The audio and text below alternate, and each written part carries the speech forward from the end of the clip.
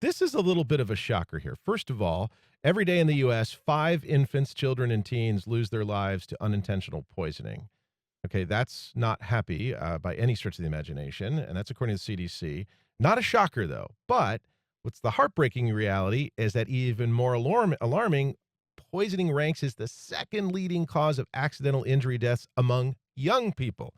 And to shed some light on this, and what every parent and guardian should really know, is Mike McCormick, the Media Relations and Education Coordinator for the Florida Poison Information Center, FPIC, I think, if I'm an acronym it up right. Did I do that right? You did it right. FPIC? Yep. Right. Okay, great. I want to sound like I'm in the know. You got it. And we got to talk about a heavy topic, so let's just light with some humor. Mike, thanks for joining us on the program today. It's good to see you again, Al. You too, my friend. People don't really realize how dangerous poisons are, do they? Now, it's crazy. I was a journalist for 35 Yeah. years before moving into this career, and I did not understand the impact of poisonings. Just in Florida, we just crunched the full data for last year. Mhm. 131,000 plus calls to the 3 poison control centers in Florida. Nationally, it's almost 2 million calls, a little more than 2 million, actually. It means a poison control phone rings somewhere in the United States every 15 seconds. So that just gives you some context on how big a deal. And most people, I think of poison control as children. Yeah. And obviously, we focus a lot on it because in Florida, it's about 37% of our calls. And when I say children, that's under 6. But 63% of our calls, I always like to point out, are from 6 to 120. So poisoning Wow. really does impact all ages of life. What do we know are the biggest dangers in Florida? So, in Florida, if we look at all age groups coming together, overwhelmingly analgesics, which are pain medicine, are number one. And this is what a lot of people don't realize. When I'm talking about pain medicine, obviously that's going to include opioids and stuff like that. But actually, the things we get more calls about are acetaminophen and Motrin. So it's common everyday over-the-counter pain medicine that you have in the house.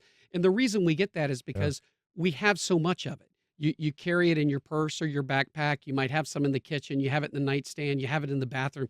It's in a lot of places. So it has the potential to end up in the wrong hands. And then 2, as we've seen with COVID, RSV, the quademic going on, a lot of people will get cold and cough medicine that may already have a full dose of acetaminophen in it and then think, well, I have a fever, and then go take some Tylenol on top of that. And you can very quickly get into a situation where you have too much of the drug in your system. Mm.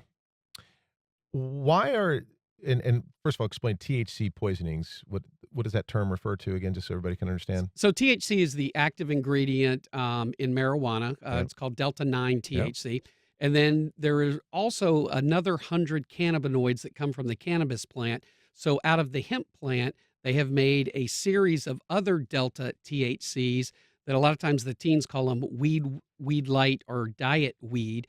And those are actually legal to sell under the 2018 Agriculture Act. Yep. So you can end up buying edibles in your local corner store, convenience store, smoke shops that can end up going into homes. And these do have some slight psychoactive effects, but they're bigger when they hit especially the young children. And that's something that we spend a lot of time educating about, to make sure that if you are buying these products, Mhm. you do need to treat it just like it is, heart medication, so that you do want to keep it locked up so children can't get their hands on it. All right, so let's just rewind for a minute, because if you haven't gone out to ever purchase THC or the gummies, if you will, you may just think, oh, you can only buy those with your medical license in the state of Florida.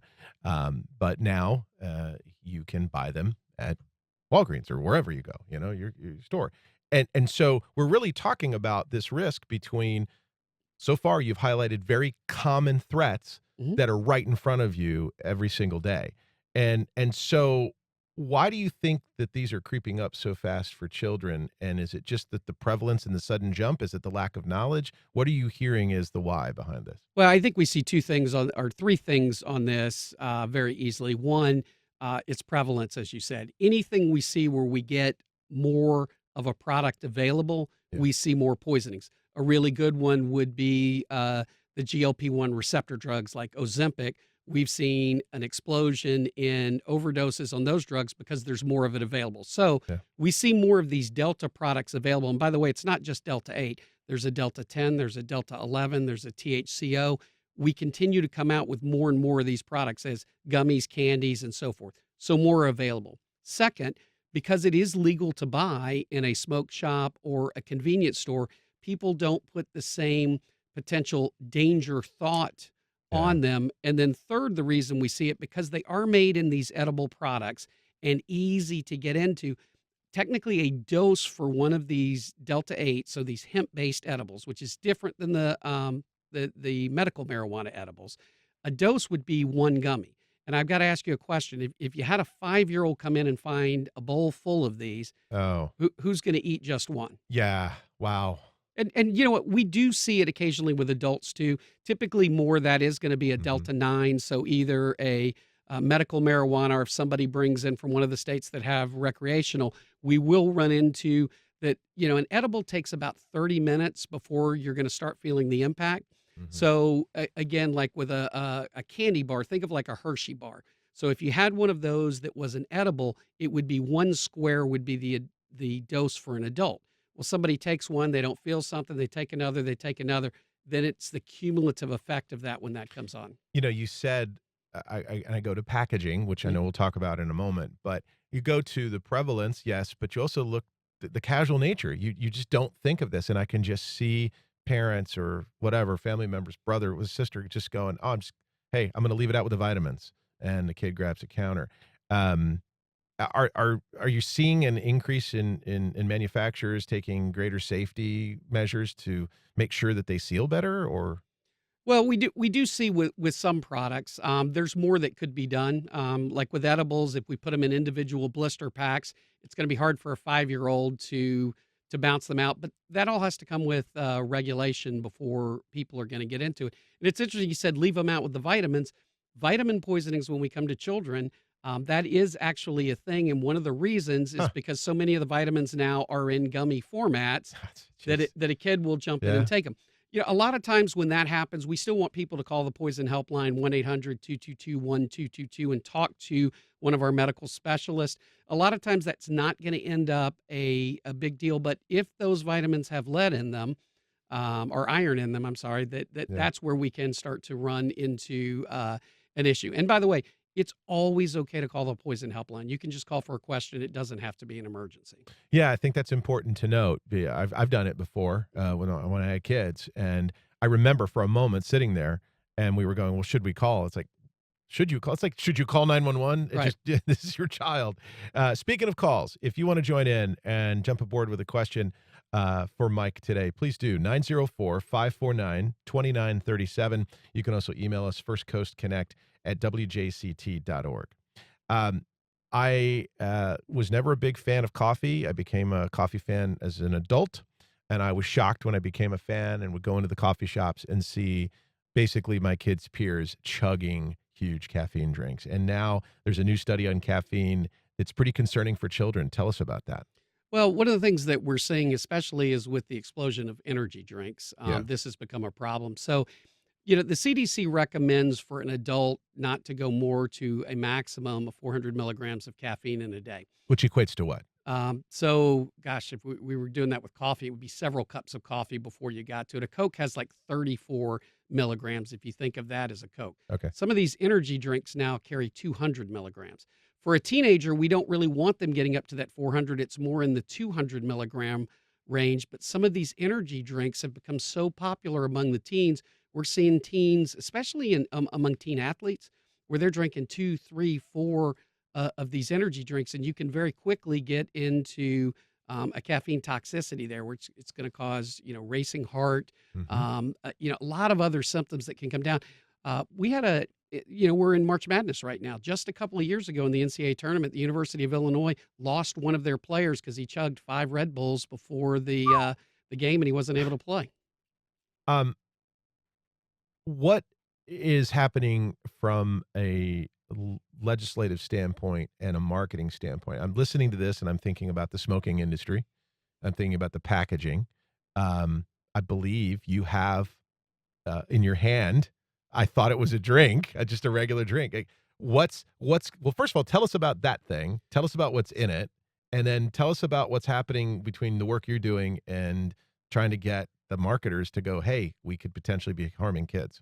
So this is especially concerning. I was talking to one of my buddies out at the beach, Mark, about this just recently. This is a can of Sunny D. And we say Sunny D, we think about that's something our children would drink. It's a little orange juice drink, Yeah. but it's made now with vodka in it. And we've seen an explosion of children's brands or children's type drinks that are adding alcohol to them. And again, for an adult that's of age, drinking responsibly, that's fine. But what we run into is when you bring home this can, it ends up in the refrigerator with your other drinks, and it's too easy for children to get their hands Can I on see it. that real Yeah, quick? you can. So We had a case in the state where a 5-year-old, the family didn't understand the word hard on hard Mountain Dew meant alcohol, and they let a 5-year-old drink an entire can of alcohol-based Mountain Dew. And for a child, their liver's not made to metabolize alcohol the same way as we are as adults. That ended up in a life and death situation. And luckily, it ended up okay, but the child was hospitalized for a couple of days. um, I'm listening to this and I'm going, "Oh my gosh." You know, I was just worried about making sure I didn't drink the Clorox when I was a kid, and now we've got the coffee. So, how do you coach parents and families to have these conversations? And I know you're not a therapy group here, but you are responsible for helping people in crisis. And so, as part of your prevention programs, what do those conversations look like? I'm curious to know. And do you see resistance? We don't typically see resistance. We see it on some things. I've seen some resistance before when I talked about over the counter medicines, pain relievers. So you have two parents that are working, they feel they do need to leave them for their teens. And so what I always try to talk about is it's fine to leave a couple of pills of acetaminophen if they need it in the afternoon. And if they use it, leave a couple more for the next day. Mhm. But you don't have to leave that big box or big container that has 1,000 pills in them. What does education look like? We do it a lot of different ways. We do what we're doing right now. It's about getting Mhm. out on the media and making people aware as fast as these products come up. We're very lucky. We run the data center for the state of Florida here in Jacksonville. So we in real time can see what is trending. So Mhm. when we do have new things pop up, we can immediately get out, get to media. We do a lot of in-person workshops and lectures that I'm out, and we show slides, we show examples to people, and then we're out in the community a lot at different events. One of the big one coming up will be the Jack's Ready Fest, a 2-day event, April 25th and 26th at the Prime Osborne Convention Center, and we will set up with interactive displays where parents can come by and look. I'll put medicine and candy side by side in that and ask people to pick the difference. And it's really eye opening to people Yeah. when I do it that they look at it and they go, "You can't tell." I show the THC products next to I show one that looked like Rice Krispie treats, and I put them down, and the parents Okay. look at Yeah. them and they go, "I don't know which one." And I'm like, "Yeah, that's the point." Gives a gives a whole scary meaning to the whole Pepsi challenge thing. Correct. All right, we've got Kelly in Arlington who's got a question for us. Kelly, welcome to the program. Hey, thank you. I just wanted to first say how nice the poison control people are. We've called a few times about our kids for various things, and they're always so kind and reassuring. But I wanted to know how do we, who can we write to or call about packaging and making that more clear for kids and adults? Thank you, Kelly. That's a great question. Yeah, I mean, I've got a marketing background. We used to live on the back end of some of this stuff. Who can they call, and what action should they feel empowered to take? Yeah, first, Kelly, thank you for your kind words Yep. about our We didn't certified pay her poison. either, by I the know way. specialist. It's awesome to hear that. It's really important to talk to the state legislators Okay. because they're going to pass the laws. We actually worked a good part of last year in case Amendment 3 had passed. Mhm. We spent a lot of time talking about what are the packaging laws that need to go into effect on these on the front end. I think the important thing is that the companies, if we can start on the front end, are going to be more receptive. What they don't want to do is start down a line of packaging and then have to change things because that becomes very, very expensive. But it's going to start literally with our state reps, our state senators. We've got to get that in their hands. You know, it's so ironic. We just had Carrie Bates from the ARC talking about advocacy. One story is related to the other. It starts with a family. It starts with a person. And I think what I hear you saying that Carrie referred to is you do have a voice. It ain't easy. It's not like you just, text somebody and go, "Hey, can you make this happen?" But it starts with that voice. And Kelly, thank you for chiming in. And I think Mike's sage advice is there. But the real thing is to take the action because it's a long ball game, right? Oh, absolutely. And you know what? We need people to be vigilant. Last week was National Poison Prevention Week. That Mhm. started under the Kennedy administration. Yeah. And it's great. We can spend a week shining a light on it. But the truth is, we need every day to be Poison Prevention Day. Yeah, real quickly, just the last couple of minutes, Mike, and I know you know what it's like coming up against the stop. I do it. Being the news days. Tell us, it's spring cleaning, a lot of dangers. Just a couple of quick reminders for folks. So the first one is, we want to do the spring clean. We grab all the household products out. It's to keep an eye on them because children like to mimic what we're doing, and that's where we end up with kids splashing things in their eyes, drinking things they're not supposed to. The other big one is a lot of times when we want to do that big, massive clean, not maybe the regular one we're doing, we want to go to extra effort. And sometimes people will start to mix chemicals.